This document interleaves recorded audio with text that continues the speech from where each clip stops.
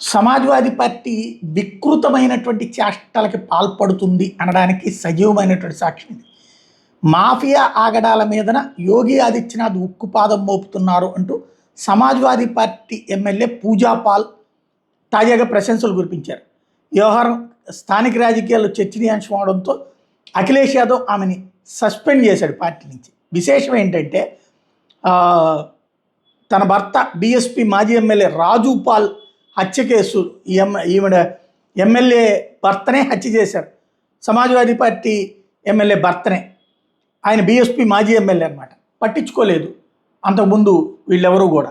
యోగి ఆదిత్యనాథ్ ఆ విషయంలో కీలకమైనటువంటి నిందితుడిగా ఉన్నటువంటి అతీక్ అహ్మద్ని పట్టుకోవడం, ఆ పైన లేపేయడం కూడా జరిగిపోయింది ఎన్కౌంటర్లో.